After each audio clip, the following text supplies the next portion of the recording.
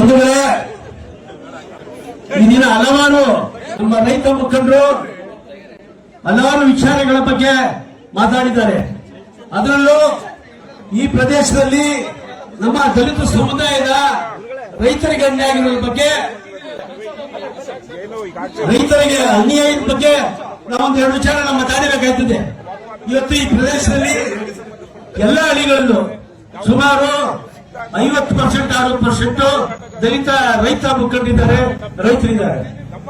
ಇವತ್ತು ನಾವು ಈ ಪ್ರಾಜೆಕ್ಟ್ ಇಲ್ಲ ಅಂದ್ರೆ ನಾವು ಬೀದಿಗಿಳಿಬೇಕಾಗ್ತದೆ. ಈಗಾಗಲೇ ಹಿಂದೆ ಆಯ್ತೀವಿ. ಜೊತೆಗೆ ಬಹಳ ಅನ್ಯಾಯ ಆಯ್ತಾ ಇದೆ. ನಮ್ಮ SC/ST ಜಮೀನನ್ನ ಯಾರು ಕೂಡ ಕೊಳ್ಳಿಕ್ ಬರಲ್ಲ. ಈ ಒಂದು ವಿಚಾರದಲ್ಲಿ ನಾವು ಈಗಾಗಲೇ ಎಲ್ಲಾ ಮೀಡಿಯಾ ಮಾಧ್ಯಮದಲ್ಲಿ ಜೊತೆಗೆ ನಾವು ಮಾತಾಡಿದ್ದೇವೆ.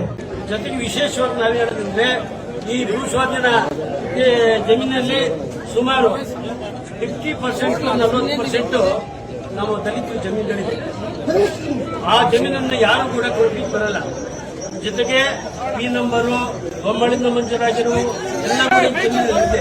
ನಮ್ಮ ಜಮೀನು ಯಾರು ಕೊಡ್ಬೇಕಾರೆ? ನಮ್ಮ ಜಮೀನು ಎಷ್ಟು ಕಷ್ಟ ಬಂತು, ವಿದ್ಯಾಭ್ಯಾಸಕ್ಕಾಗಿ ಮಕ್ಕಳು ಓದಿಸ್ಬೇಕು, ಕಾಯಿಲೆ ಬಂತು. ಈ ವಿಚಾರಗಳ ಬಗ್ಗೆ ನಾವು ಯಾರು ಜಮೀನು ಮಾಡಕ್ ಹೋದ್ರೆ ಯಾರು ನಮ್ಮ ಜಮೀನು ತಗೊಳ್ಳಲ್ಲ ಅಂತಾರೆ.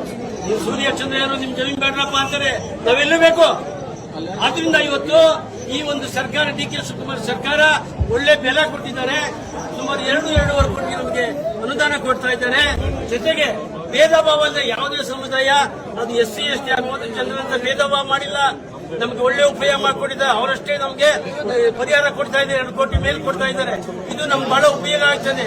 ಜೊತೆಗೆ ನಮ್ಮ ಗ್ರಾಮ ಸುತ್ತಮುತ್ತ ಈ ಅಂಚಿಪುರ ಬನ್ನಗಿರಿ ಈ ಭಾಗದಲ್ಲೆಲ್ಲ ಈ ಕೊಳಚೆ ನೀರಿನ ಪ್ರದೇಶದಲ್ಲಿ ನಾವು ವ್ಯವಸಾಯ ಮಾಡಕ್ ಆಯ್ತಾ ಇಲ್ಲ. ಕೈಲ ಕಸ ಬರ್ತಾ ಇದೆ. ಜೊತೆಗೆ ಆದಾಯನೇ ಇಲ್ಲ ವ್ಯವಸಾಯದಲ್ಲಿ. ಆದ್ರಿಂದ ಈ ಮೂಲಕ ನಾವು ಒತ್ತಾಯ ಮಾಡ್ತಾ ಇದ್ದೇವೆ. ನಮ್ಮ ಎಲ್ಲ ಭೂಮಿ ಕೊಡಲು ಸಿದ್ಧರಾಗಿದೆ.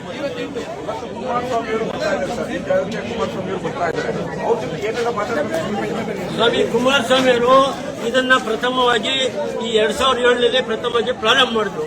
ಆದ್ರೆ ಈಗ ಇಷ್ಟು ದಿನ 20 ವರ್ಷದಿಂದ ಅವರು ಸದ್ದೇ ಇರಲಿಲ್ಲ ಈ ವಿಚಾರ. ಈಗ ಸದ್ ಮಾಡಕ್ ಬರ್ತಾ ಇದ್ದಾರೆ. ಅದಕ್ಕೆ ನಾವು ಉತ್ತರ ಕೊಟ್ಬಿಟ್ಟು ಹೋಗಿ ಅಂತ ಹೇಳ್ತೀವಿ ಅಷ್ಟೇ.